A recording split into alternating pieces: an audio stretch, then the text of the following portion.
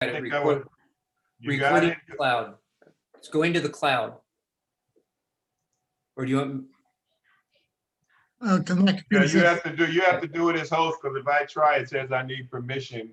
But then it popped up and says I'm recording now. yeah, we're recording, so we're good.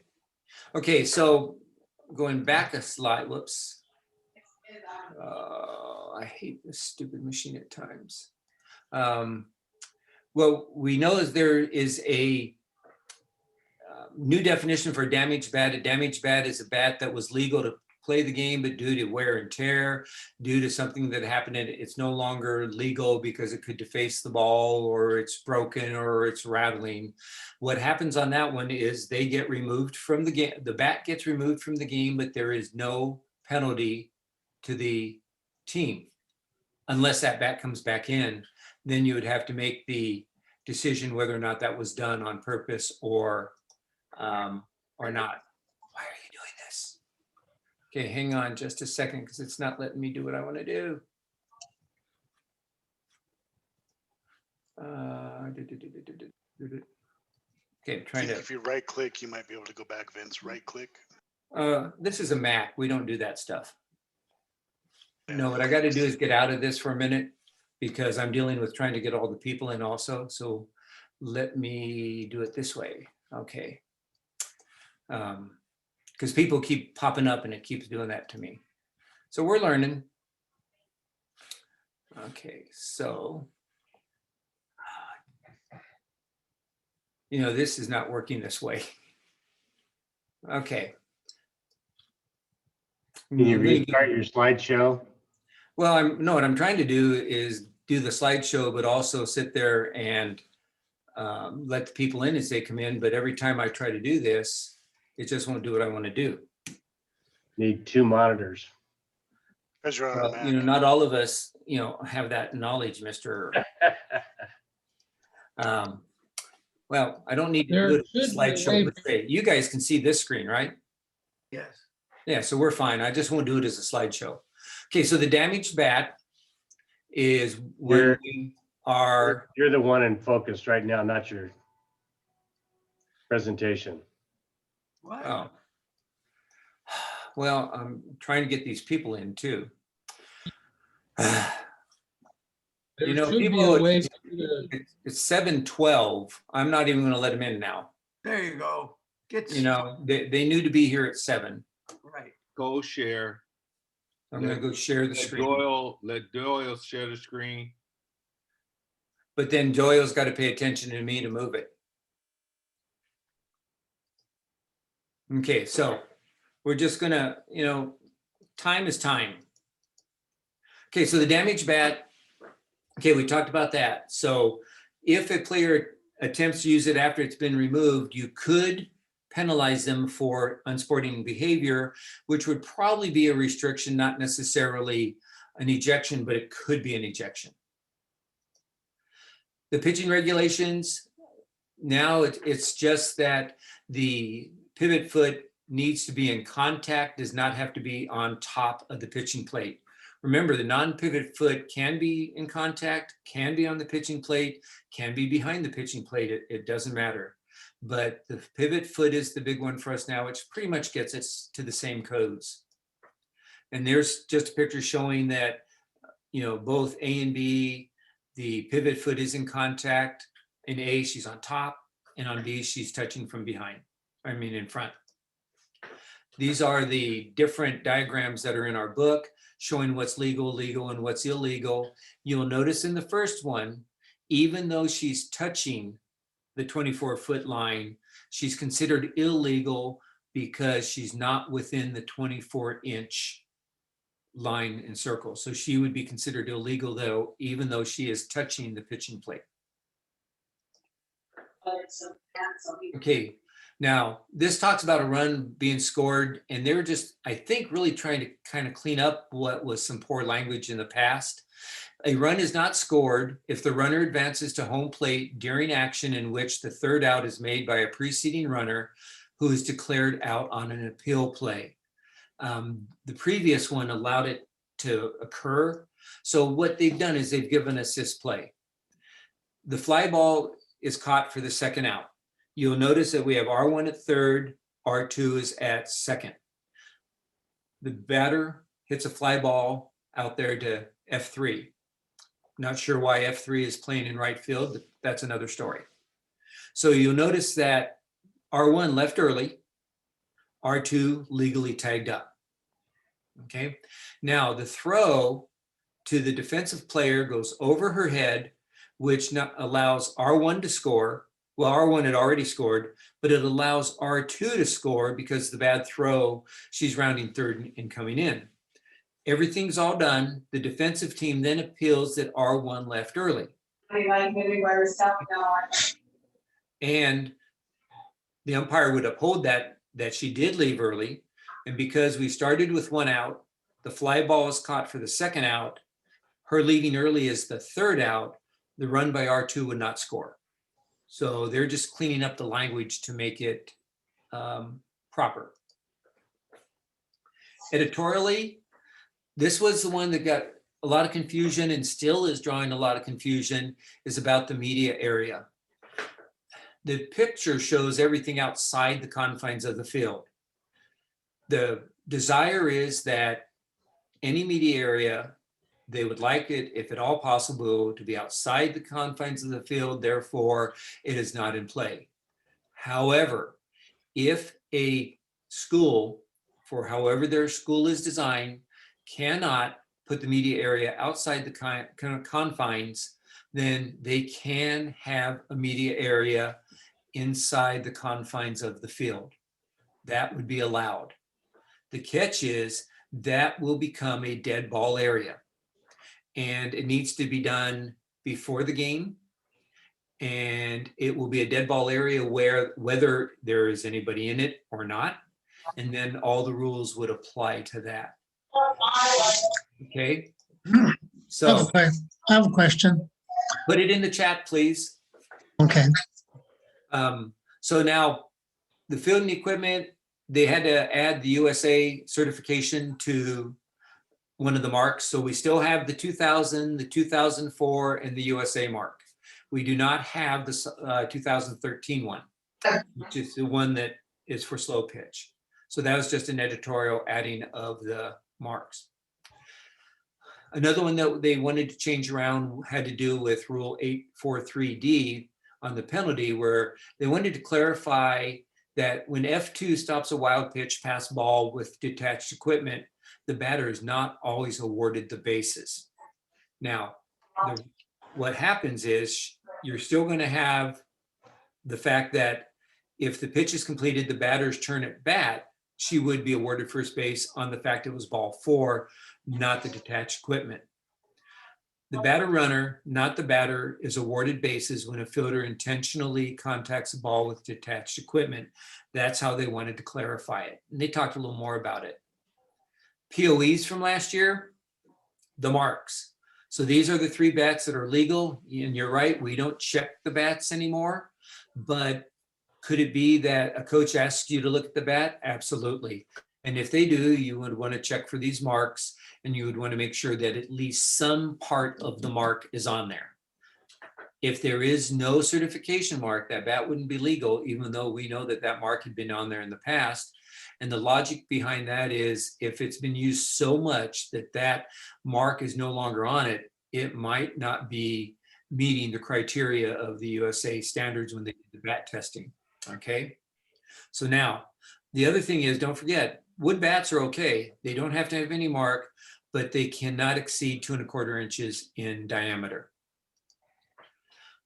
Damage versus illegal, again, it's just another way they would really want to emphasize the fact that there is a difference, that a damaged bat is not an illegal bat. An illegal bat is one that is on the non-approved list or is altered, and it will result in the coach and player, the batter in this case, being ejected, and an out will be declared on the batter. Damaged bat, take it away, she gets another bat, we keep going. Pitcher's plate, again, due to the varying levels of play and accompanying the pitching skills, NFH rules really allow a pitcher to choose her foot placement, both pivot and non-pivot. The only parameter is the pivot foot needs to be in contact with the pitching plate, touching from the backside on top or touching within the front side. But don't forget, both feet need to be in or partially within the 24-inch length of the pitcher's plate. And we need to make sure that we would enforce it as we go through the process with the pitchers throughout the year. Yeah. Now, we don't look at this. This is more for the coaches. It's their job. And one of the things we do at the Plate Talk, we ask them, is all their equipment legal and proper for the game? And we'll still do that. Yeah. Okay. Yeah, I think authenticating mark, still needs to be on the ball. And that's the one piece of equipment that we'll look at. We'll need to make sure that it is NFHS core 0.47 and 375 is the compression. We do look at those. We'll need to check that. So now, if a team provides softballs that don't display the proper markings, we cannot use that ball, and that's from the state office. We do not play the game. Now, a couple things. You're going to see a change this year that each team is going to be responsible for their own game balls, and that's going to be on what's going to be coming up a little bit later. But real quickly, if they can't, you can have the other team. Let's say the home team has the proper game balls, visitors don't. The home team could give some of those game balls to the visitors, and they would use it for the game, but they would be responsible for those balls throughout the whole game. And again, I'll get into a little more detail of that a little bit later. Neither team has the proper ball. You do not play the game. Okay. So let's take a look at what there might be for questions in the chat. So it says, does it need to be marked? I'm not sure what being marked is. If that's the ball, the answer would be yes. I think it was regarding the media Media area. area, the media area. Okay, the media area. Okay, yes, it does need to be marked. And again, it's a dead ball area. Usually they'll mark it with chalk. And so What's the penalty if somebody gets out of the media area? Does the home team get a penalty or what do we do? well, if it's a visiting team, the penalty would be to whichever team that person is assigned with, because sometimes you're going to have media area from visitors and home team, and they both are there on their dugouts. So it'd be their responsibility if they interfere with the play.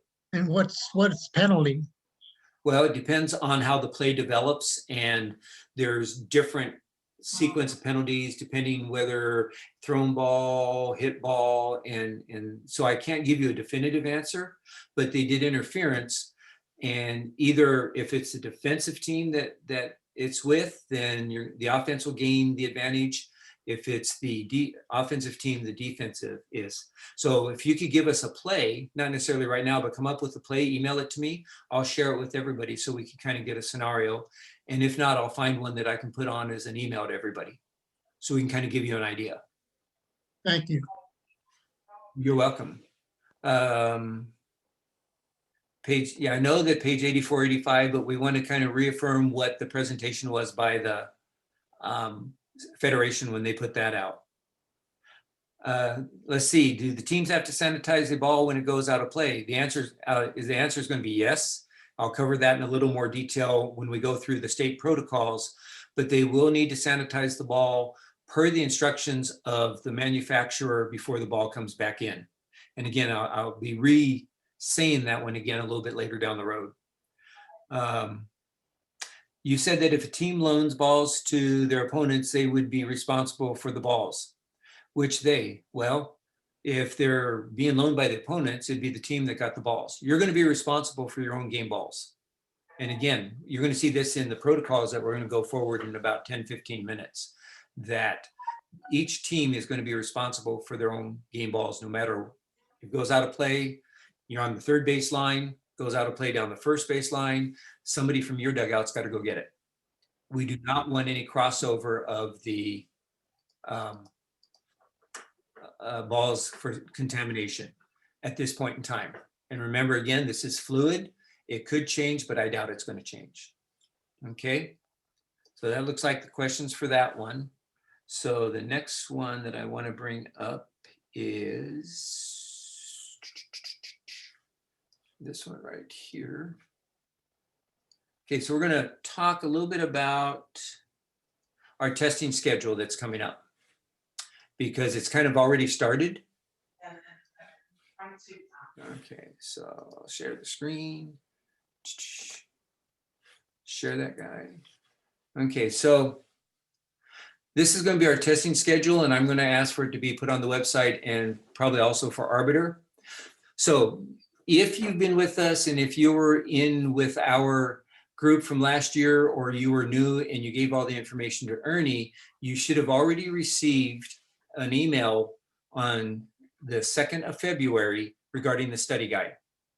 Our study guide must be completed for certification, and it must, hang on, just in case some of you can't see it, how's that? It's currently available for completion. It will close at 11:59 on March 3rd of 2021. So you have until the end of March 3rd to get it completed. It's 100 questions, true and false, multiple choice, and multiple response. The difference in multiple choice is one response. Multiple response could have more than one answer. In the past, we've always given you a little number at the end of the question, like number, there's going to be 3 correct or 4 correct, and that's not in there this year. So you're going to look at the question and you're going to go with the answer or answers you think are correct. The study guide is designed for 2 things. 1, prepare you for the certification test, and then let you self-evaluate the areas you need to focus on. And by you going through and go, oh, I didn't know that, or I added too much, it's going to help you not only for certification, but for when we're on the field. It's untimed. You may stop and start, and you should be able to jump from question to question. And it's through a program we call ProProfs, and I'll talk about that in just a couple of minutes. Again, the link was sent to you on February 2nd. If you haven't received that email or the link, please let me know. Be sure to check your spam. Also, if you're new to us, or when you originally signed up, if you didn't give us an email, then you wouldn't have received anything from us regarding the study guide. Send me an email and we'll be able to get you set up tomorrow so you can get started on it. So now, continuing from what we did last year, we are going to have post-class quizzes. So after each class session, there will be about a 10 to 15 questions quiz that will need to be completed. This is part of the hours that are required to us by the CIF, the state CIF, and through our accreditation. All our quizzing, all our testing is going to be through ProProfs, so you'll be able to use the same program, so that should make it a little more smooth for you. You can see the schedule. Today's, it's going to open at 8:30. You should probably already received the email if you're in our system already, saying that here it is for today. It should say 2-15-21 quiz. Okay, it will close on Thursday at 3 p.m. Remember, we have class again on Thursday. And then Thursdays will go to Sunday, and then so forth and so on as we go through all of the classes. So you have like 3 days to get it done. It'll never be more than 15 questions. It's combination true and false, multiple choice, multiple response. And the whole idea is to kind of reinforce what we covered in class that day. Then as we come into March, we're going to have the certification tests. The certification test is mandated by the state CIF that you must pass it before you can work games. There's other certification requirements that we need to do, because we are required to do a minimum of 18 hours of instruction and preparation for the season by the state. So your instructional class today counts, the quiz counts, the study guide will count, certification test will count, mechanics training will count. All of that will build towards the 18 hours that we need. One of the differences on the certification test is it will consist of 100 true, false, and single response questions. There will be no questions that has more than one correct answer. You'll be given 2.5 hours, 150 minutes to complete the test. There is no stop start. Once you start the test, you need to complete it within that timeline. Passing is 80%. If you fail test A, you will need to take test B. If you fail test B, you will have the opportunity to certify by correcting the lowest scored test, either A or B, to 100% with rule references. So in essence, everybody will have the opportunity to certify. The study guide and the test are very, very similar. They're not identical, but they're very, very similar. So you do the study guide, you'll have it for you ready to go. And then you can kind of maybe even use it as a reference as you start studying for the certification test. Now, you will not get a copy of your certification test until after the testing window is closed. So starting on March 8th, which actually would be March 9th, I'll be sending out a PDF. Well, I'll be sending out a complete setup of your testing so you will know exactly what questions you might have missed. So you'll notice our schedule is from March 4th to 8th. You're going to have those 5 days, 4, 5, 6, 7, and 8 to take the test A. Please don't wait to the 8th because it will, if everybody does that, you have a chance of it locking up and you have a chance of not being able to complete the test. So please get it done way early. And if you have to wait to the 8th, try to get it done as early as possible. You will have the 9th and the 10th kind of go over your tests and see what you missed, what maybe you didn't understand or what you thought you were right. And on March 10th, from 7 to 8:30, we're going to have another open meeting here where you're welcome to come into, and we're going to discuss any of the questions that you might have missed, and then allow you to get the right answer. Certainly, if it's true, false, you'll be able to do that just based on the fact that if you marked it one way, it's got to be the other. And then we'll test B. The second one will be between the 11th and the 15th, and then it will close at the end of the day on the 15th. And if you fail both of those, again, you will have from the 16th to 18th to correct it to 100%.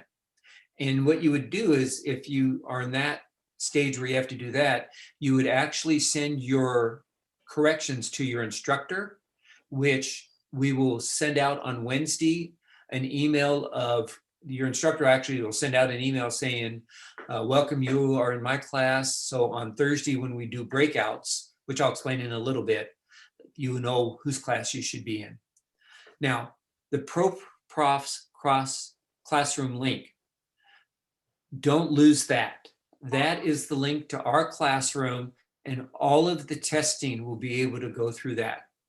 There's going to be multiple tests that show up. Like right now, when you look at it, you should be able to see the study guide and the quiz. And as we get more quizzes or we get the certification tests, they will all show up there. When you complete them, it will tell you that you've completed it, but this will be the same link you can click every time to get in. And then you have your name and you have your password that you can use, and you can certainly change it. So that's our testing schedule. And again, this is something that I'm going to ask to be put up on Arbiter and also on the website.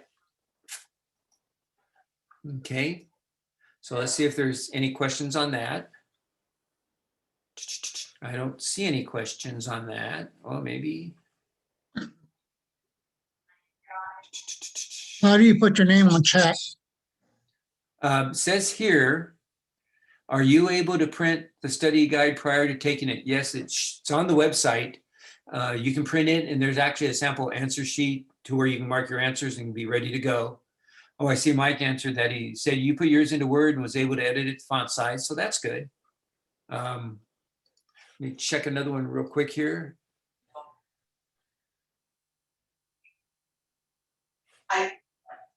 I said, are you ready? He said, Is that a question coming at me there, or? No? Okay. Okay, so our next item is going to be, Hey, Vince, yeah, I sent you a text. If you change your name back to California softball like we had it before, allow both of us to host. okay, yes. California Softball Official? Yeah, Officials Association and the unit. Oh, geez. Official or officials? Officials. with an S. Okay, California Softball Officials, what? Association, Inland Unit? Inland Unit. Riverside Branch. Yeah, thanks, Randy. You just screwed me up and I spelled it wrong. Can't help you with the spelling, bro. Yeah, thanks, buddy. Okay, I think we should be good though, because I see me. Oh, I think we're good. Okay.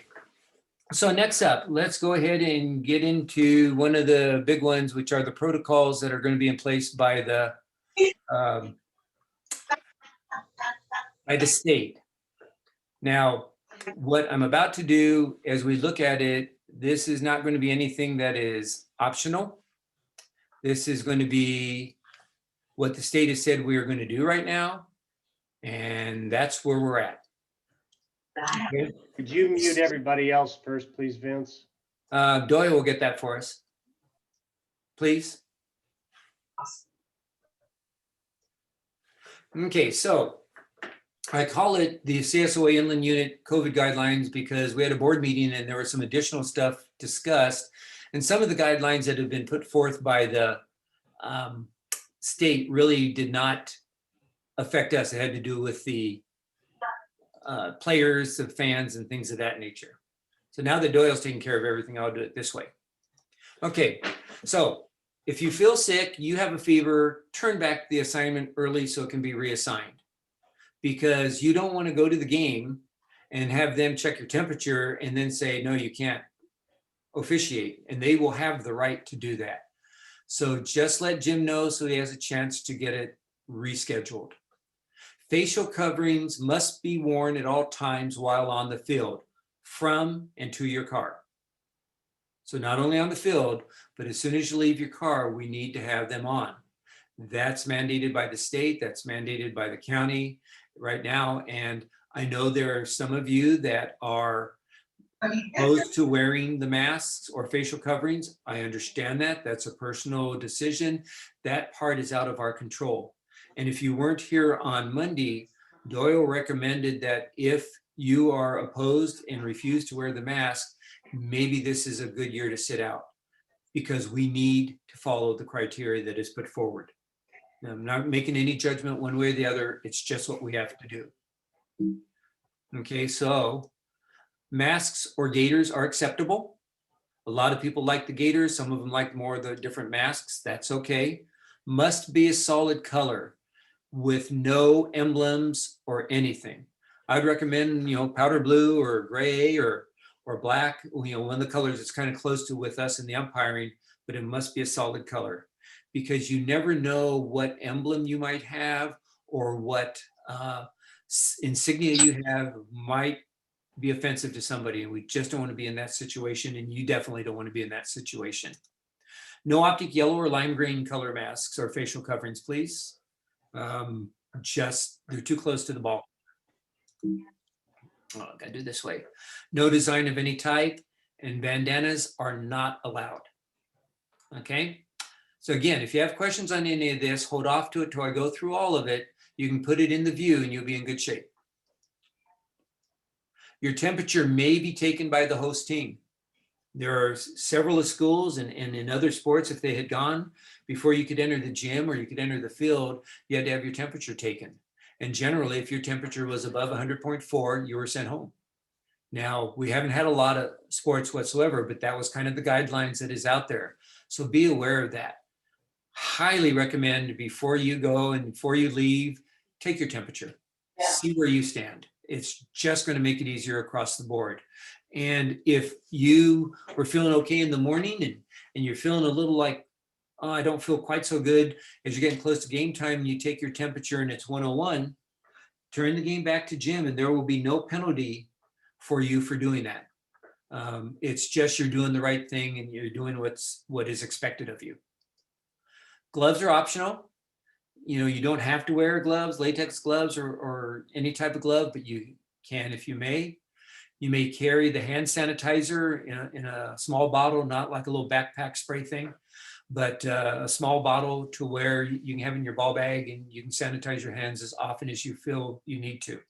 Night before you get there, your eyes, You need, umpires need to bring their own water to the field. your arm Do out of not it. expect to use any of the water from the teams. We don't want you to go into the dugouts. There should be no need to go into the dugouts. So therefore, one of the things we're going to allow this year is for you to put the water on the inside confines of the field. Try to find a spot where it's less or least likely to cause any type of, incident with the ball hitting it. Try to hang it off of a fence, or if you can put it inside, maybe someplace where you can kind of hide it, but don't put it in the dugout. You can hang it on the other side of the fence if you want. You just need to make sure nobody's around there to mess with it or touch it. So kind of find a good spot for it, kind of open to that. Glasses or sunglasses should be worn or recommended to be worn. Again, because of sweat, the transmission concerns issues. So for us, a lot of times we wear the sunglasses anyway because it's sunny out there. Physical distancing measures shall be in place at all times. And again, the 6 foot is our general number.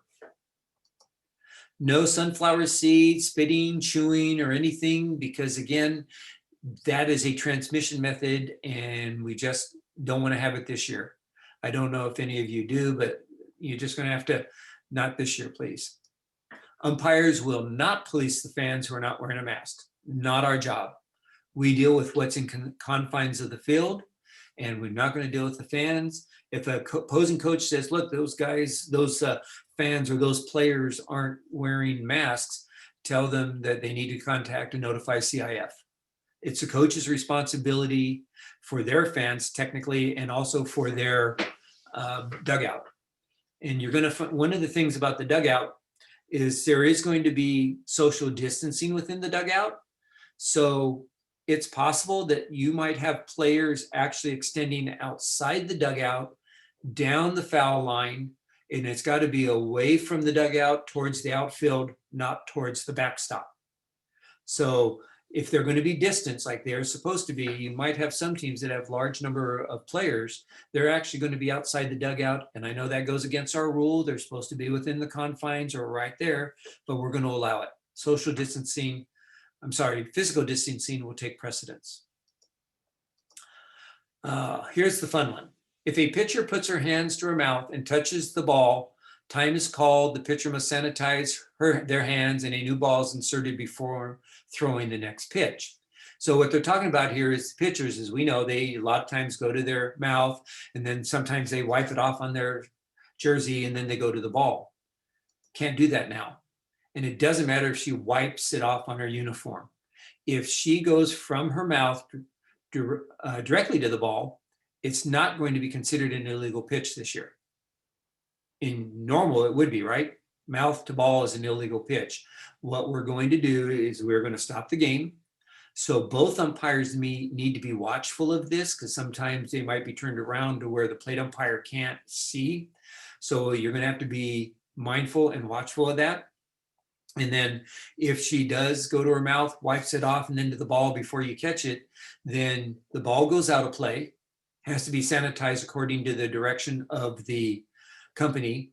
She has to sanitize her hands before the new ball comes in, and that becomes kind of a timeline thing.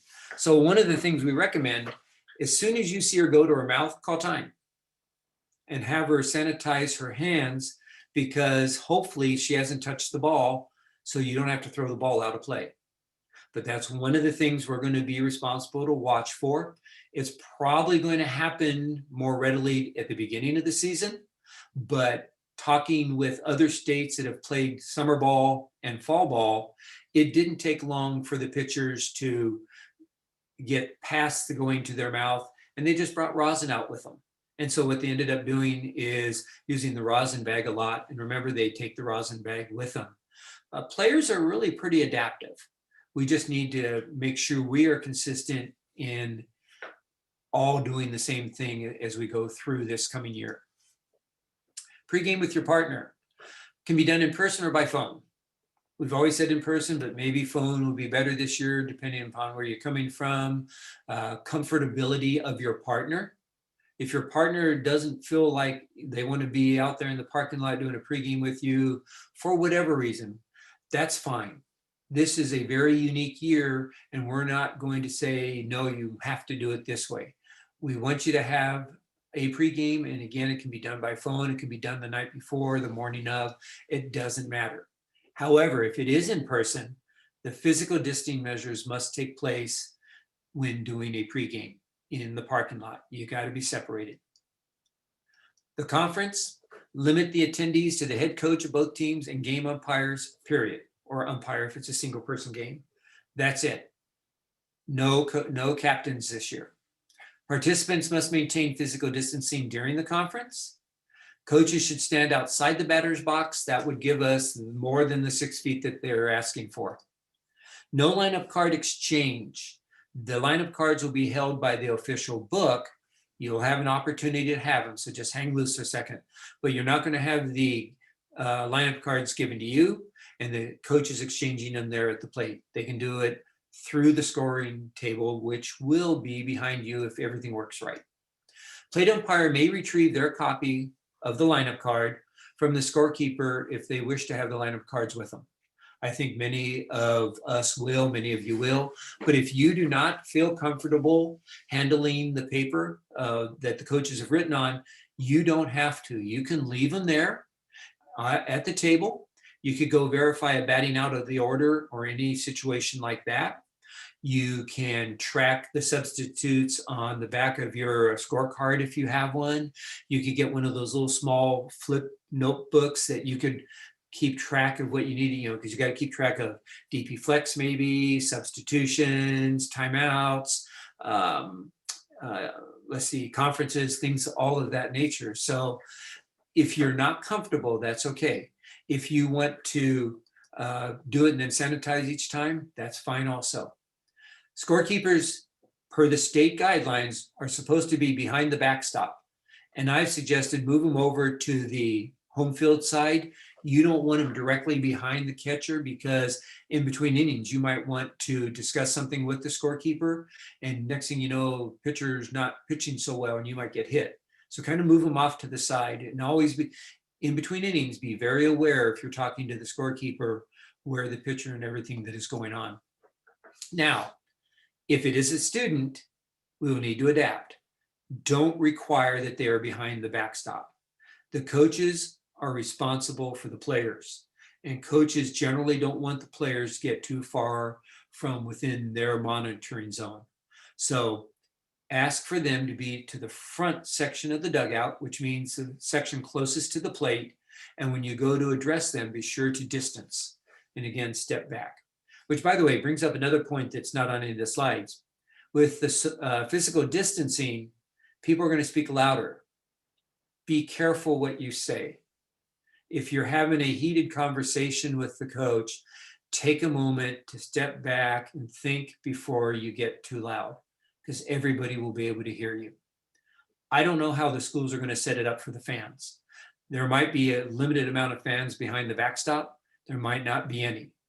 We've asked for them to be no closer than center field, but I don't think that's going to fly too well. But we'll try. No handshakes, no fist bumps, no elbow shakes, no nothing. When the conference is over, it's over. They might raise their hand and say, okay, have a good game, but we're not going to have any type of physical contact, or we're going to try not to even get outside of that 6 foot mark. Game procedures. Do not touch any of the players' equipment. We sometimes as umpires want to be nice, so we reach down and grab the catcher's mask to give it to her. We don't do that anymore. We don't pick up the bat. We don't do any of that.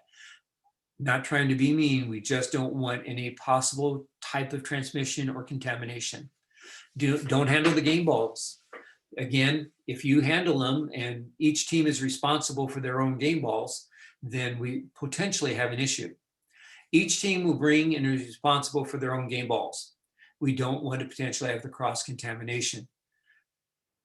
Real slim. I don't disagree with you that it is slim, but these are the protocols that have come down.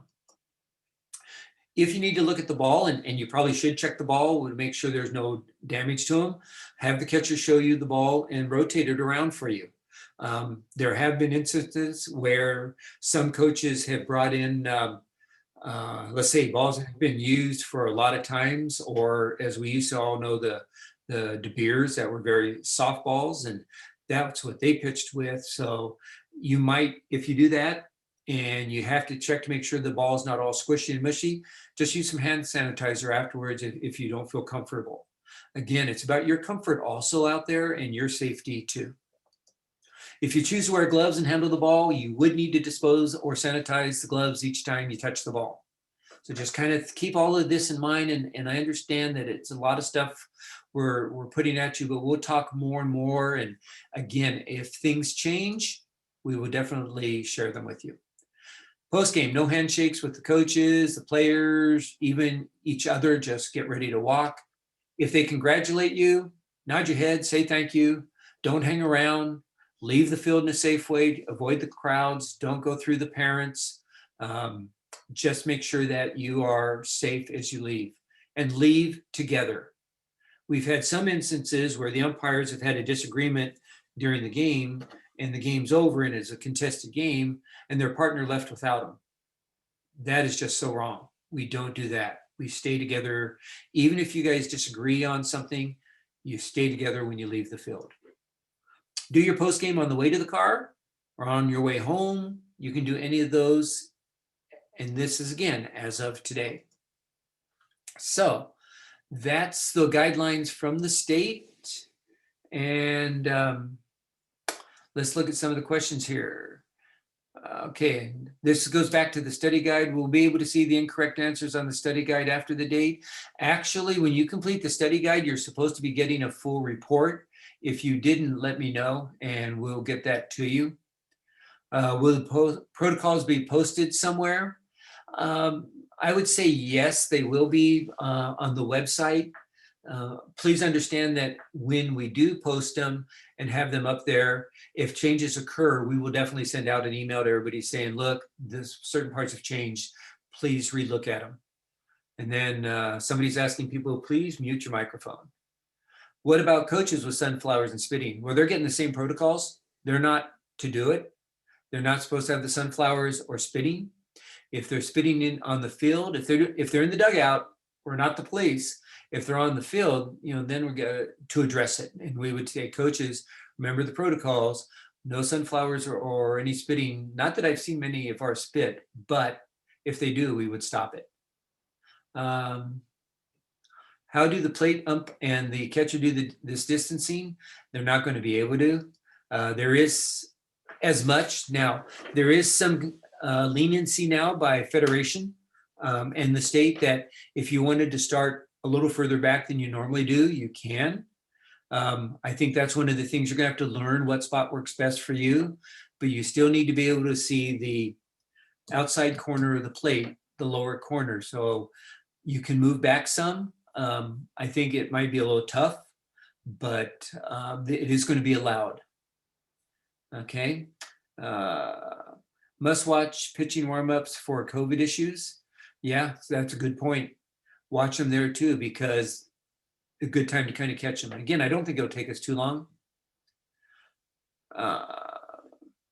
Let's see, we'll talk about testing.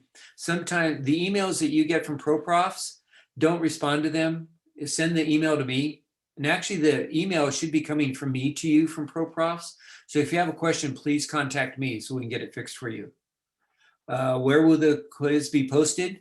It's going to be posted again on ProProfs on that link that I showed you.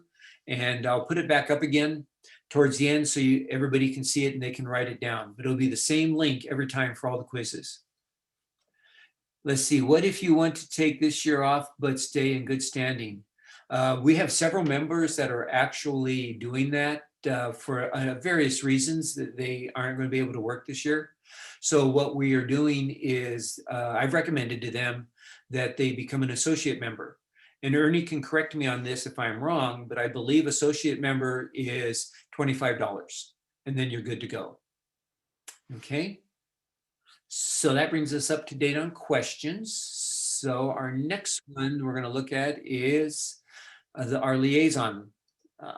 We don't have a liaison this year because the CIF has furloughed all the liaisons. And so we're taking his report and putting it down for us to have, for you to have, so that we at least understand part of the protocols that are still there. So I'm going to go pretty quick because this is the same thing pretty much year to year. You need to confirm the day before or the morning of the contest. I really recommend now the morning of the contest, and that's actually in our protocols because things can change very quickly this year on the day of the contest. You might want to reaffirm before you leave. I would highly recommend that. You know, you might send, and I would do a lot of it by email or text because now you have written backing on anything that happens. Confirm the date, time, and site. Maybe get a coach's contact for Saturday or tournaments, or you can actually give your information. A lot of us do, or we'll give it to the AD saying, here's my cell number, especially when you're looking at potential rain and stuff. If a school changes the game with you, in other words, the school contacts you and says, we're now moving the game to such and such, you need to notify Jim, the assigner of the change. Inclement weather, rain, smoke, earthquakes, things of that nature. Contact the school by 1 p.m., not 12. Sometimes they're, for whatever reason, 12 is still out there, but the Blue Book says 1 o'clock is our check time. Talk to someone in authority and write down who you talk to if you call. If you email it or text them, that's always a good way to have a paper trail for you. But if you do call, make sure it's not just a student, because sometimes they have students, you know, doing like answering the phone and they don't really know. The best person to ask for is the principal's secretary. That person knows everything going on. If it is still undecided about the contest being played, set a time to check back. So you might call at 12:30 to 1 o'clock and it's a 6 o'clock game because you're playing at Temescal Canyon and they're still not sure. Give them your cell number and say, or get the coach's cell number, either way, and say, you know, if you give your number and you don't hear by 4 o'clock, 4:30, you're going to be on the way to the contest, and just kind of let them know. So that way we have a communication. If they tell you to come and the game is canceled, you receive a half game fee. We're talking about weather, rain, inclement weather, don't forget. I haven't gotten a definitive answer yet on if you go there and the game is canceled because of a COVID issue by either team after you've gotten there, maybe even right at game time, then I'm not sure. I would assume, but I'm trying to find an answer. Once I get a direct answer, then I'll send it out as an email or we'll post it so everybody knows what to expect if that happens. Protests, they're allowed only for rule interpretations, not for judgment, but we do allow them.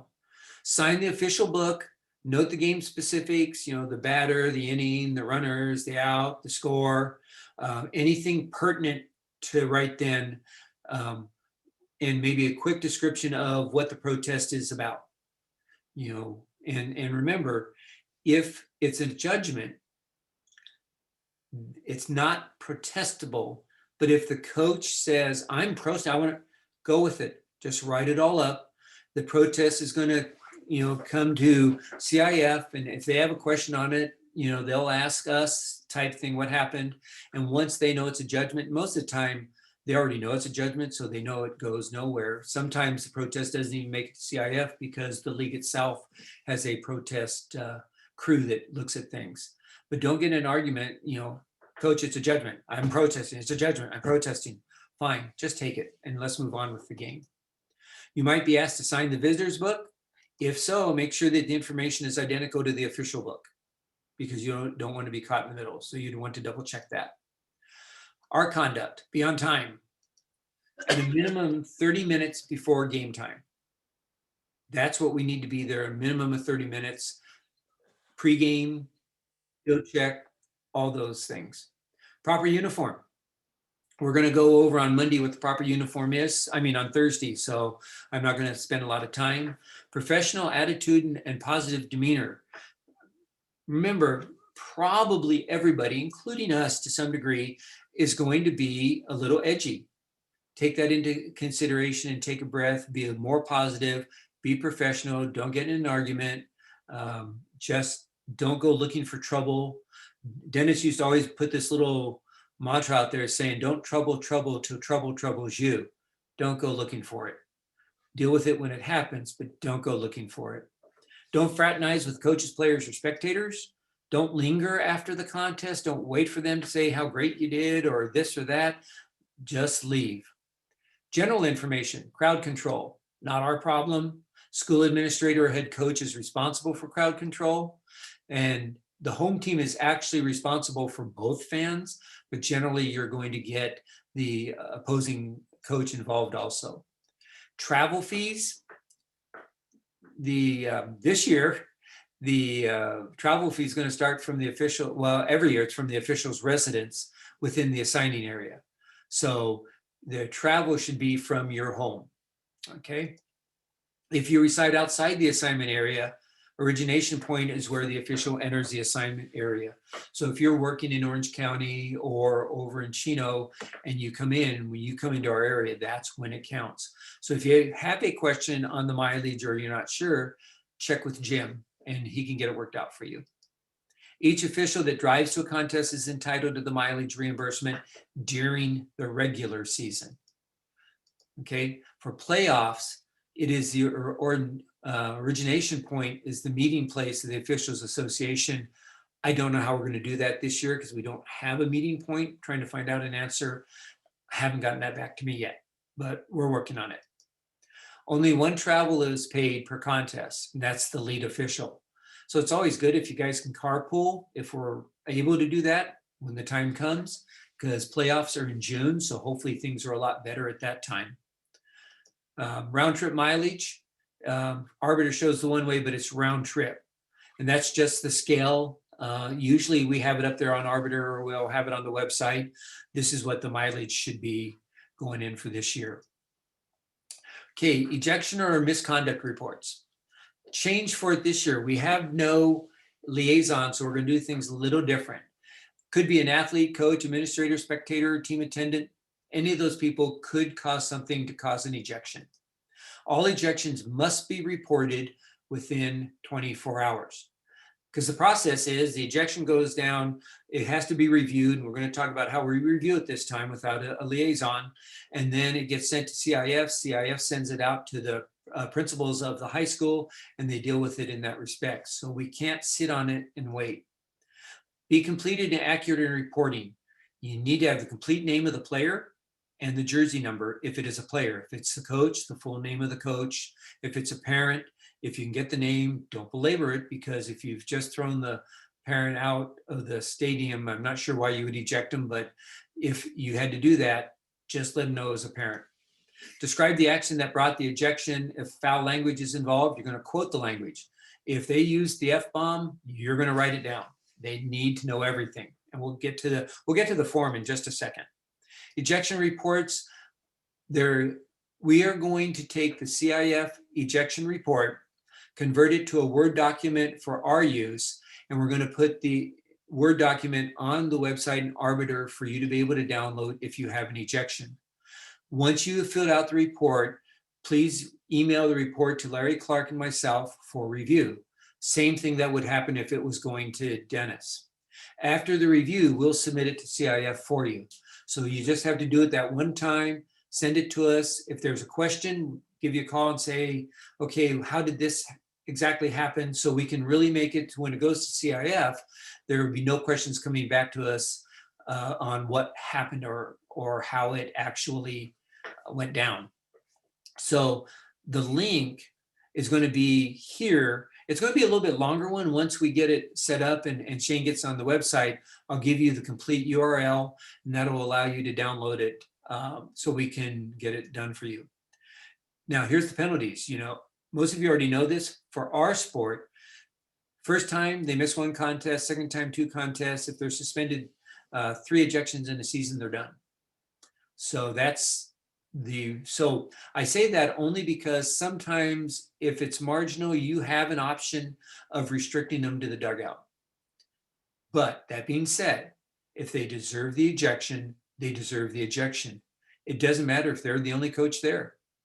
That's not on you to make a determination like, well, you know, he's the only coach, the game will be a forfeit. He knows the responsibilities. He knows that he shouldn't have done that or she shouldn't have done that. So don't necessarily restrict them just to be nice. If they deserve it, they deserve it. Okay, so that's that for that one. That's what came from Dennis. So what I'm going to put up now is what the report looks like.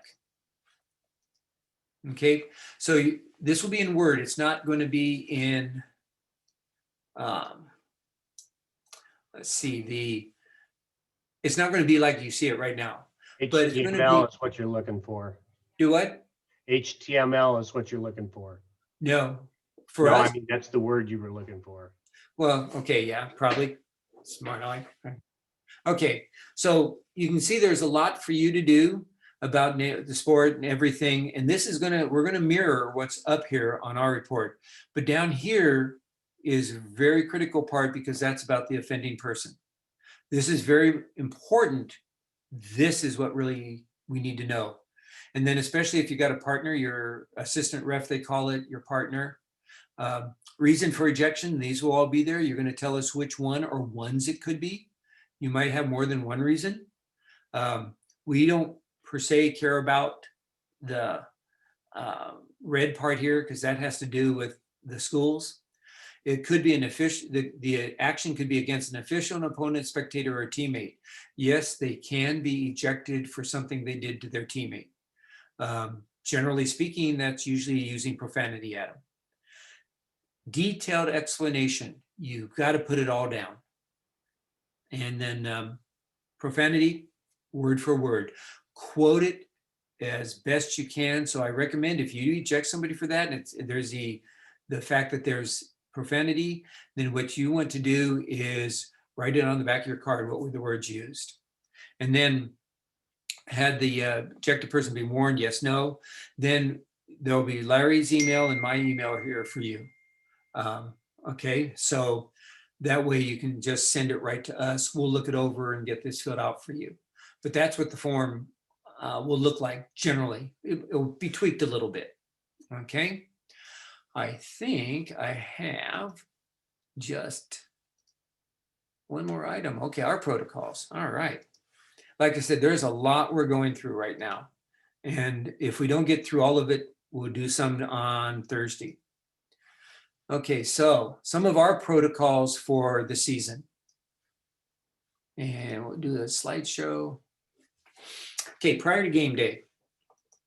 It's best to contact your partner a few days before the game to confirm, are they good to go? How are they feeling? Is all well? We should normally do it anyway, but probably more so now than in the past. It is recommended that you contact the school on the day of the game, verify that all is still scheduled. You know, sometimes you've contacted the school a day, 2 days, 3 days. Things can change dramatically overnight. So you've got to you can still contact them a couple days early, but definitely the day of. Be aware that when you get to the game, it may be canceled at the last minute. That could happen. If the game is canceled or changed, be sure to contact our assigner, Jim Allen. Let him know. So 2 reasons. 1, he needs to know that it was canceled, changed, or whatever happened. 2, you have first right to that game if wherever it's rescheduled. If you're not working that day, you have first right to that game. So Jim needs to know all of this. They don't always tell him, but you need to.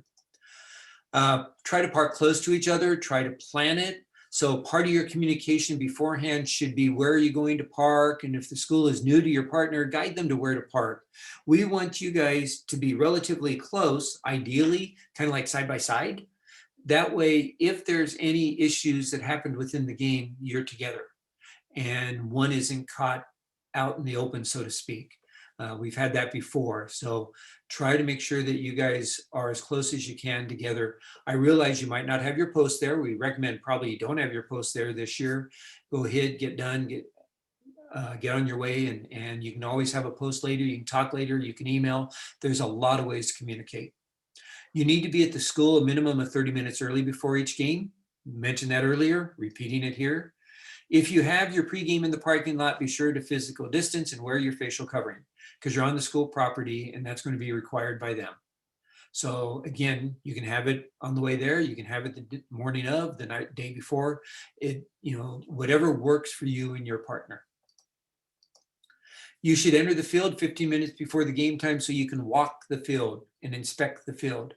In addition to checking for the holes in the fence where the ball can go through, you're looking for areas that can present a danger or become a dead ball area. We have a number of schools that have areas where the concrete extends significantly into the infield or the outfield, or you have drainage grates out in the middle of the outfield. So you need to go through and you need to look for that. If you're going to go through, in the past, we've kind of said, ask the home team, can I borrow a ball as you go check? Not this time. Do not take a ball from the either dugout to check for holes at the bottom of the fence. Use your plate shoe. Take a ball that you have at home and kind of look how tall that ball is on your plate shoe and slide your foot under. Works very easy, and you don't get into the issue of being within the dugout, grabbing their stuff, any of that. And no, don't take your own ball with you. That's just use your foot. Okay, use your plate shoe large enough to go through. Be sure to check the distance of the pitching plate from home plate. It should be 43 feet. We had an issue in the playoffs where it was actually 40 feet at one of our better schools. That was an oops. If you draw a straight line from first base to third base or reverse, third to first, the pitching plate should be slightly on the outfield side of the line. Then it's at 43 feet. If it's inside that line, it will be significantly inside that line.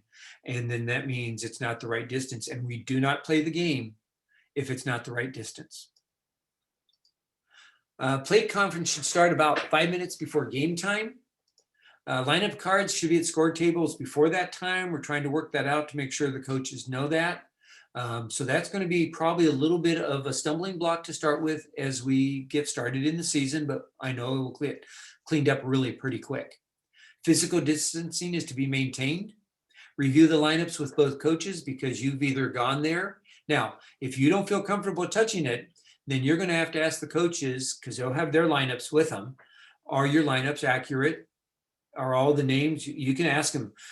You have the numbers on there? Do you have their positions? Do you have their names on there? And ask them to verify it. And that's okay. Again, you can get your copy from the scorekeeper and keep it with you if you wish. I think many are going to do that. If you don't want to handle lineup cards, then just ask them if they're correct. Then it becomes an honor system. Okay, and remember, after you've done all this, you still need to ask them if there's any changes, because we know there are some teams, some coaches that will go from 10 down to 9 with their DP flex, which we'll talk about later in the classes.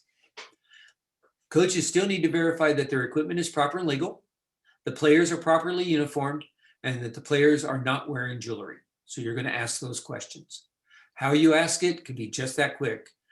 Coach, I need you to verify that your equipment is proper and legal, your players are properly uniformed, and the player's not wearing jewelry. Can you verify that? Yes. Needs to be verbal. I forgot to put that in here. Needs to be verbal. The home coach goes over the ground rules. The umpires do not go over the ground rules, but we are there to advise the teams if the coach gives the wrong information. We had a school years ago, I'll give this quick example, where they didn't have an outfield fence, and so far out in the outfield, the field went down to a lower level. And they said if the ball went on the fly, it was a home run. If it rolled on the ground, it was a ground rule double. I mean, it was a home run also. And we had to explain to them, no, if it rolls on the ground and goes down, then it's just going to be like the 2-base award and everything. So we need to know it. But we asked the home coach to go over the ground rules. Then, because we don't have any connection to the leagues at this point, you will need to ask if there is a run ahead rule for the game. And a run ahead rule, I prefer you use that term over mercy, because it could be one team is the game could be very lopsided, and we don't want it to sound like it's derogatory. So run ahead rule is a great way to say it. Post game, unless there is potential appeal of the last play of the game, leave the field immediately and safely. Don't wait to shake hands, leave together as a team. You can have your post talk on the way to the car and or on the phone on the way home or when you get it home, whatever really works. Sometimes your post game is going to be pretty quick because there's really nothing. Everything went well. You guys were spot on. And sometimes depending where you're at, let's say like Redlands, East Valley, you have plenty of time for your post by the time you get to your car. And that's it for there. Okay, so we've any chance we'll have league double headers? I think possible. I'm not sure how they are going to try to fit everything in. I know there was a big concern for a while because of basketball and soccer being with us, but I don't see either of those sports going this year, maybe, but according to the color scale, they're got to be down in the yellow. So I don't know how they're going to do it. They might have league double, triple, quadruple headers like on a Saturday, especially if they don't start it on the 19th and they start further down, they might. I think we need to be very flexible. We need to be understanding that things are going to change probably significantly over the next month because we're still almost 3 weeks out from season.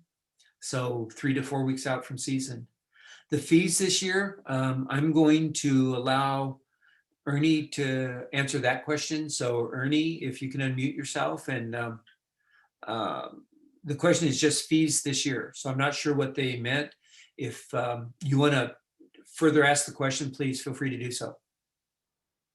I think they mean the fees for the game. I have no idea what, like last year was what, $77? Unless they're talking about our fees, I don't know. Yeah, game fees. Game fees, we're supposed to be getting $1 more this year than last year. So it would be 77, I think 76 was last year. So we get 77 or 77 to 78, somewhere in that range. Okay, so those are all the questions I have, and Mr. Doyle. Rose? Mr. Rose, I tried to put it in the chat, but I don't know how to do it. Okay, sure. Will substitution still go through the plate umpire from the head coach? Yes, or the player. The player can come up and tell you also. So we would just translate it. If I don't have a lineup card in my pocket, they said that we just translate it to them like we usually do. Correct, and the scorekeeper. And then the score. Okay. Now you could also, if you wanted to keep track, those little I forget the little file things. They have the little band you can flip over. Yeah. You can carry one of those in your ball bag, and you can just write 12 for 8, third inning, or however you'd like to do it. Okay. So you could track that if you wanted to. Okay. Thank you. You're welcome.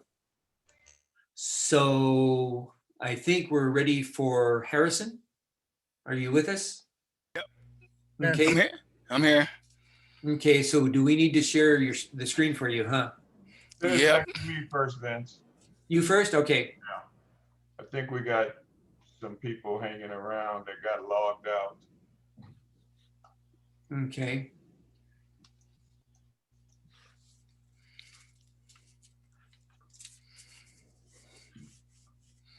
So I'll watch in case anybody goes out. So you're up then. All right. You gonna put that up on the screen? Well, no, send the host back to me first, Vince. Okay, so You're still. I got to find you. Okay. Make host. There you go. Change host. Okay, Doyle will take care of that for you. Okay. I was trying to see that we had telling me, but Well, I don't see them now. I guess they disappeared. Because nobody's trying to get in. Somebody, I think it was Well, I just let some people in. oh, you did? Okay. Uh-huh. Because I got a couple emails, people had got locked out and they were trying to get back in. Okay, do you want to do the pre-checked, Harrison? Pre-game checklist? Yeah, we can go over that. You would put up, or you want me to, Doyle? You got it handy? Yes. Oh, I can't because you're the host. Okay. So I'll let you do it. Nope, you can do it. I send it back to you. We are learning. All right, this is our umpire pregame checklist. Now, it's going to be dependent on whether you're going to do it in the parking lot or you're going to do it by phone before you get to the school. Okay, so if you're going to do it in the parking lot, I would suggest you get there way before that 30 minutes. Okay, just to make sure that you get everything understood and there's a comfort level. Okay, if you do it the night before, that give you good conversation going into the next day. Okay, Vince has already stated about the run rule. Okay, that'll just be a question you can ask when you get there. Okay, we've reviewed the new rules. Make sure you have that clear, especially with the damaged bat versus the altered bat. Okay, have a general idea of where you're going and the possible ground rules. Okay, some coaches, they like to leave stuff out. Okay, Vince has already stated about walking the field prior to the coaches meeting. Okay, as you walk in the field, you could survey the uniforms, the equipment that they're using, find the different holes that are in the fences, and et cetera, et cetera. Okay, the next one is going to be very important, especially having a whole year off. Check your uniform and equipment before you even thinking about moving. Okay, I'm gonna tell you a little tip that I picked up on, and I was told that if your pockets have any of the inside showing, you might need a new pair of pants. Okay, review your umpire signals. Okay, we have a mechanics book, so you should be able to go in there and review that. Talk those over. Okay, review how you're gonna communicate. You notice it says verbal and nonverbal. Okay, discuss your positioning during the game. Discuss your positioning between the innings. Okay, make sure you talk over rotations on plays. Okay, it's got to be communicated. Okay, you're gonna have communication between play coverages. Okay, one that is important to each and every one of us is understanding the fair foul coverage. Okay, when I have the plate, I always tell my base umpire that if it doesn't break the front edge of the base, the foul call belongs to me. If it breaks the front edge of the first base, the foul call belongs to you. Okay, if it's a fly ball, okay, if it goes over your head, that's going to be the plate umpire. Does everybody understand that so far? Yes, by nodding your heads. Okay. Okay, it says going out and chasing. Okay, depending on who you're working with. Okay, this will be a night before or parking lot conversation. Okay, there are times where there will be a trouble ball, which is a ball that is hit to right field. She's charging hard. It could be a shoelace, shoe top, or she's going towards dead ball territory, where it could be below the waist. Okay, those are times that the base umpire might think about going. Okay, then we got fly ball coverage. Many times it's going to be by the plate umpire. Okay, let me go back to foul ball coverage. If it's a bracket, that means there's anywhere between the plate and first base, because we're most of the time in two-man. Both umpires are going to cover the bottom and the top. Now, it's going to be communicated in the parking lot that if she turns towards you, okay, and makes the catch, that is your call.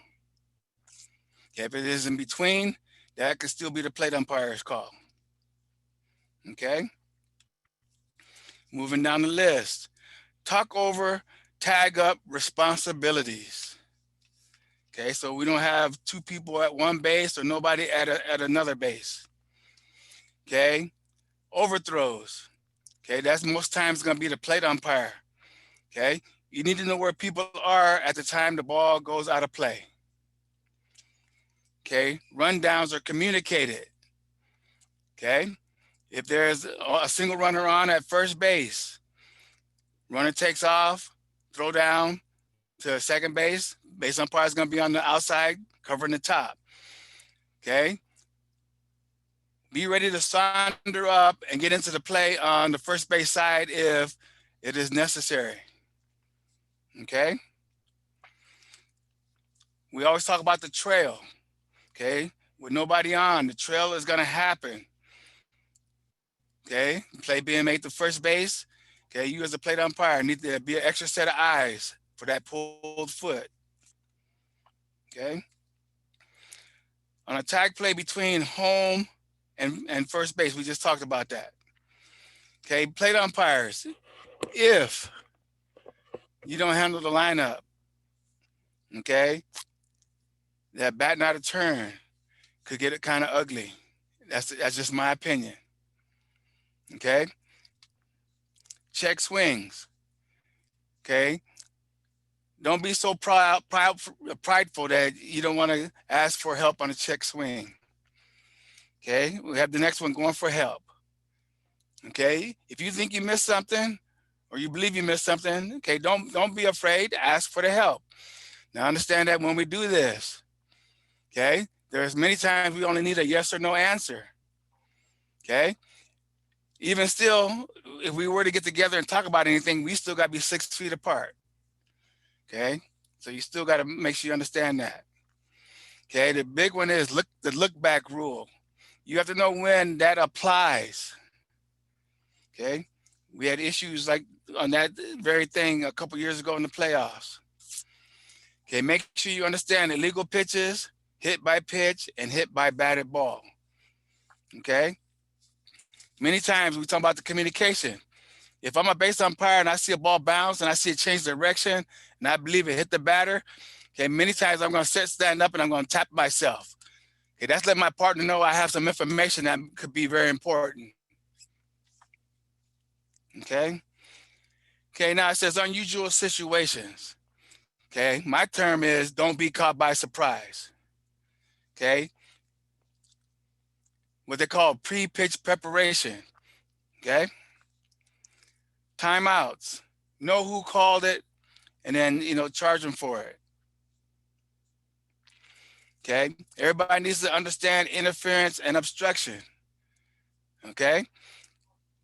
It could be a play where run on first, going to second, balls hit to between first and second. The ball might clip the runner going through. Okay. Depending on the movement of the base umpire, they might not see that. So plate umpire, you got to be able to step up. Okay. Tracking conferences. We know that they have three defensive conferences in 7 innings. Yes. Everybody nod your head. Yes. Okay. Appeals. Make sure that when they come out, that the appeal is in the form of a question. Okay. Make sure that is in the form of a question. Okay. They might come out and then try to get you to give them the best answer. Okay. We just talked about protests. Okay. We talked about ejections. Okay. Now we're going to hope that we don't get to this in this season, the confrontations. Okay. We still have to maintain that 6-foot distancing. Okay. And it says the role of the non-involved umpire. If you, as a non-involved umpire at the moment, see that it's going to get maybe closer than it should or more physical, okay, you got to be able to step in. And then we're talking about exiting the field. Okay, if you see that all play is all said and done, everything is status quo, then leave the field. Okay, are we good? Sir, going back up to overthrows. Okay. Not only do we need to know both umpires, if they can, know when the ball goes out of play, but we also need to know when the ball is released. Correct. Most of the awards go from when the ball is released, not when it goes out of play. Okay, thank you. Anybody else?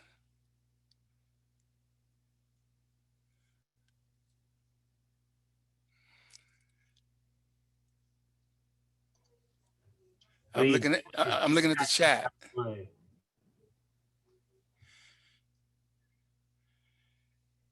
How about the look back rule? What about the look back rule? Explain that one more time.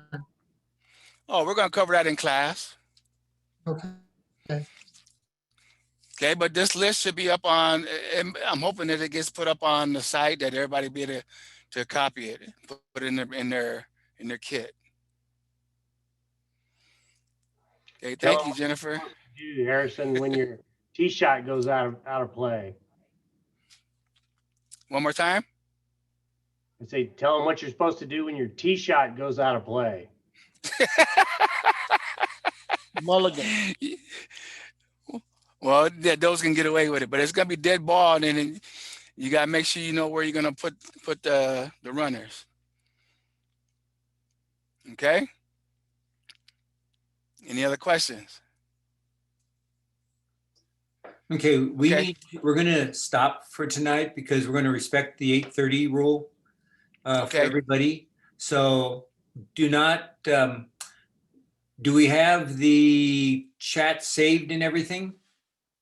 I mean, not the chat, but the participants? Hey, Vince, Good. We're good? Vin, oh, does he Yeah. have it all? I don't know. Do you have it? Do you have it, Larry? Well, I have a list, but there's a couple of people who are logged in by phone numbers. So can I just go through the list of people I don't have checked off? And if they are on, for them to say yes or whatever? Does that work? It'd be okay with me, yes. Okay, so if I read your name off, you need to let me know because we don't have you listed as being in attendance tonight. Michael Berry, Jerome Billings, Lucinda Brewer, Edmund Brooks, Francis Connor, Valentino Douglas, Benjamin Garcia. Yes. Here. Okay, so Benjamin Garcia, Yes, I'm here. but Benjamin, you're logged in just as Benjamin, right? I'm not sure what I Okay, might- that's okay. There's one that's logged in as Benjamin, but we have three Benjamins, so. I think Bill Garden, Braylon Gibson, Raul Gonzalez, David Griffin, Frank Guerrero, Jim Hachachi,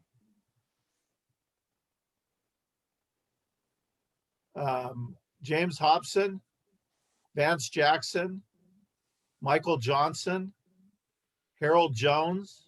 Here. Harold's here. I'm here. So Hey, is Frank all right. Guerrero.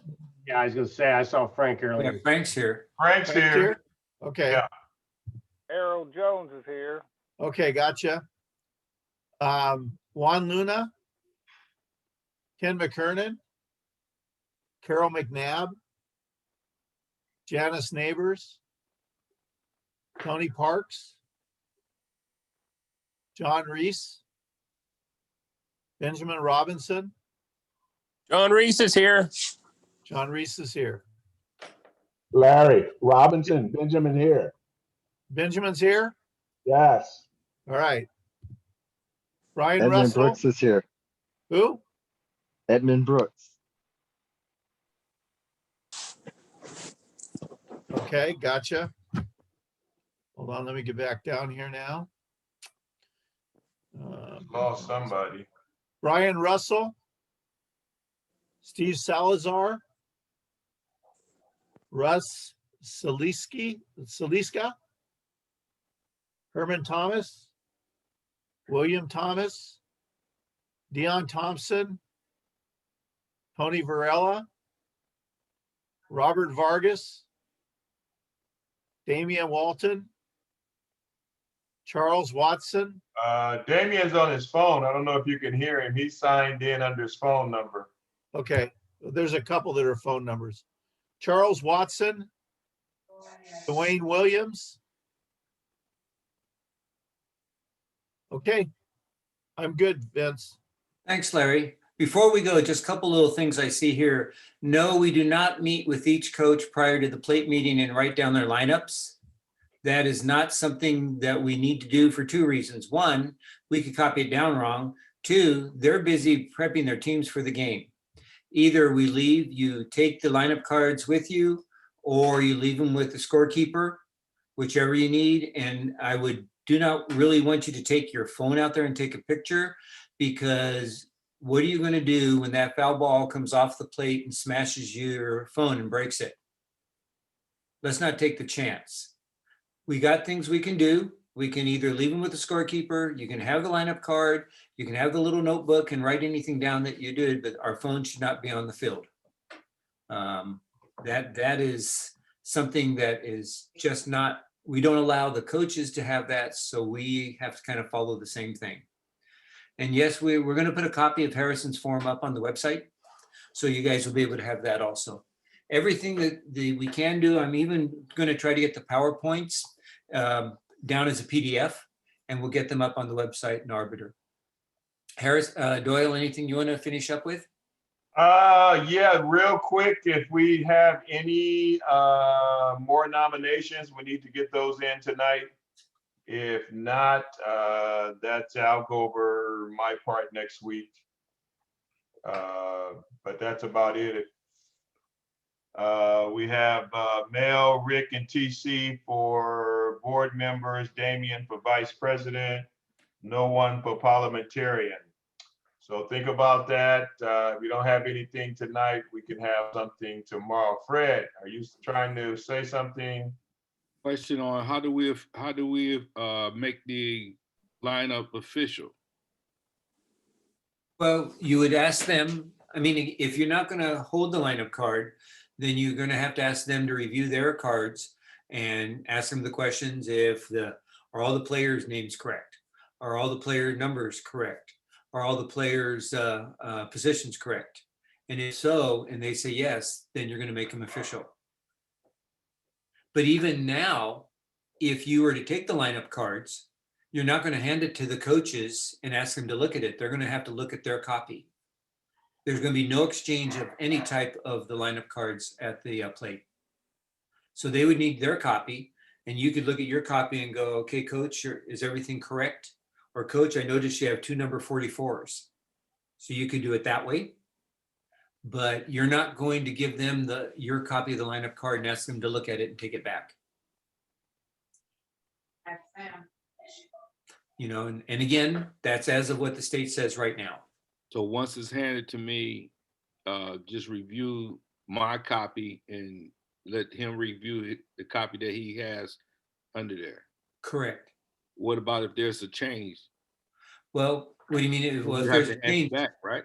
you would have no, because the lineup cards are going to go to the score table. He's not going to come out with all the lineup cards. It's got to go to the scorers table. That's it. This is a new weird way that Yeah, they've got it set up.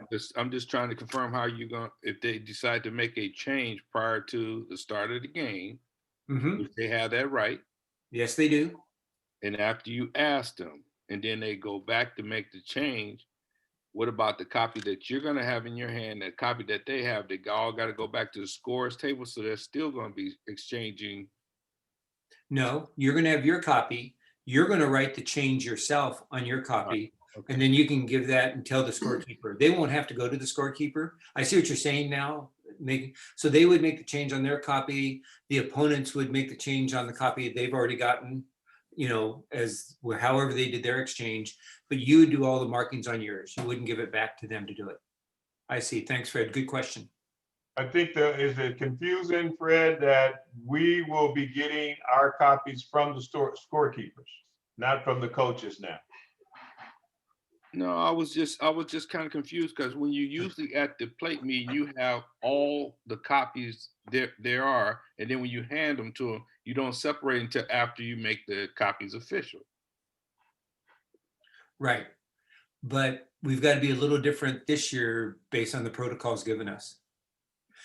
There's another question here that says, what if I want the lineup card? You can have it. You just get it from the scorekeeper.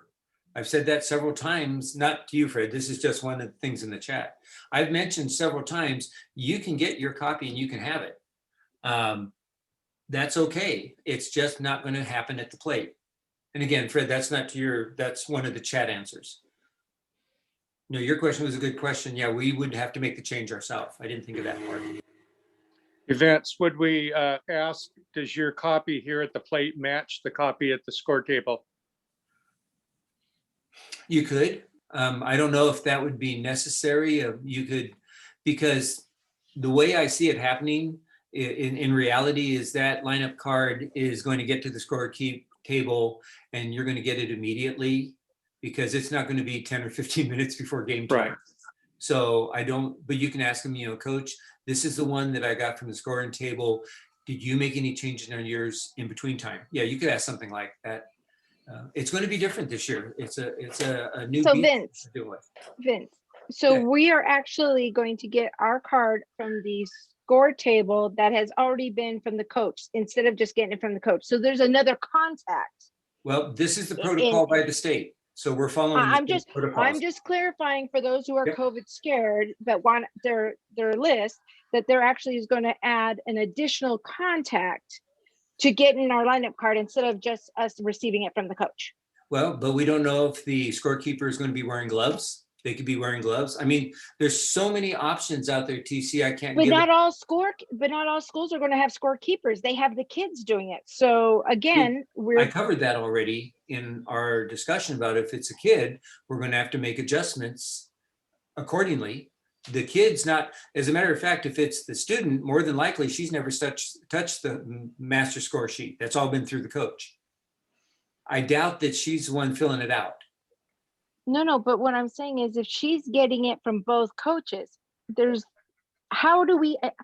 want a lineup card. How am I going to get a lineup card? Per the state directive, you can get it from the scorers table. According And to if the there's state, no scores table, then we're going to have to make the adjustment on a game to game. I can't give you an answer because there's too many different options. They will need to follow what the state says also. See, we're trying to hear what this part, but we expect the schools to follow what the state has put down also.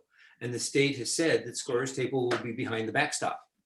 So the coaches that normally might have done students need to either get a parent or somebody there that's going to be the scorekeeper. And I expect them talking with the other states that that's really not going to be a problem because other states have already gone through this. Again, based on today. Just a quick input from reading all the state guidelines and all the other states' guidelines. Personally, I've just decided I'm wearing latex gloves, so I don't care where it comes from. And that's Question. Those that are COVID gun shy, just wear latex gloves. Will there be another email coming out with the link for Thursday, or do we use the same one? Same one. And what about the, But yes, there'll probably be an email letting you guys know it's the same one. Good point. Thanks, Jim. the quiz? Send out a reminder right the day of with the link and everything on it that we will be using. Yeah. Okay, and the quizzes are in ProProfs, right? Correct. And that was the link that I put up there for you guys. Got it. You should have the email. It'd be the same classroom link whether you look at your study guide email or quiz email. But you should have that email and it should be open now.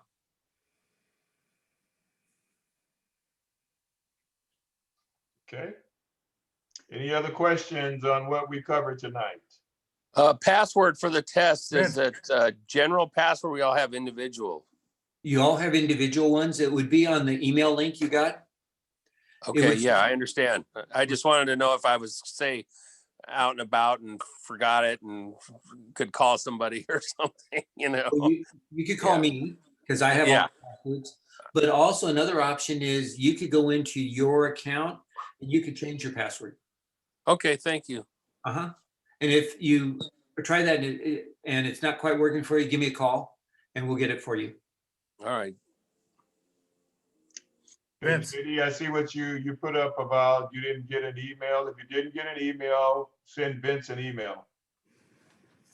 Because he's the only one that can resend it out to you. He's the only one that has them. So if you did not get an email for ProProps, you can't find it. Like you said, check your spam, check your trash, make sure it didn't go in there. When you know you didn't get it, then send Vince an email and he'll resend it to you. Any other questions? Vince. Yeah, Vince. Yeah. Do the players, defense players and the batter have to wear a mask? Are they going to wear a mask? Yes, they're required to wear a mask unless, and the same thing actually goes for us also. If there is a medical reason why they cannot wear the mask, they'd be allowed not to. Same thing for us. If one of our members has, and the common example they use is asthma and can't wear the mask because of the restricted breathing, we would allow our umpire not to wear it. Probably need to, this wasn't discussed, but for the school, you might need to have like a letter from your doctor saying that due to the respiratory issue, so-and-so cannot wear the mask. Same thing on the players. If it's a medical reason and they have it, the state has said we're not gonna tell them they can't play. All right. So that could be another issue that is out there. And you bring up a good point, because let's say it's you and me, and I don't want to now do the plate because the catcher's not wearing a mask, but you're okay with doing the plate.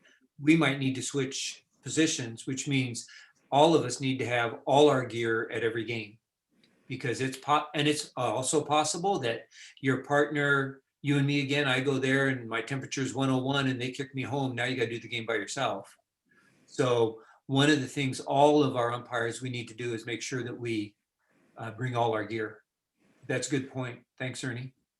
The student that isn't wearing the mask, do we just merely ask the coach if he has verification that they should not be? We haven't discussed whether or not they need to have that. I will check and find out for us. It's a good point. That's a good question. So I'll try to get an answer from the state within the next, and hopefully have it by Thursday. Some of the questions when I've asked the state, I've kind of gotten the answer, look, we're going to pull some of these scenarios as they go, because there's so many different little things that can happen that they can't answer them all at once. But I think on this one, I can get an answer from them pretty quick. So I'll try to have an answer on Thursday for us. Okay, guys and girls. All right, no more questions. We're going to end the meeting. We'll see everybody on Thursday, 7 o'clock. Sending you the email now, Mike. Duarte here for Ernie Tribuco, who cannot read the chats, so I have to bother you people. Ernie, what form am I missing? And did you get farmers mail registration forms for Ernie? Sorry about that, guys. I put in a private chat, but I know Ernie can't find it. Okay, here. If you guys are done, you can just log off. You don't have to listen to this. Okay. Ernie, text me. I will. Thank you. Goodbye. Bye. Goodbye, everyone. See you Thursday. Ciao. Let me stop the recording.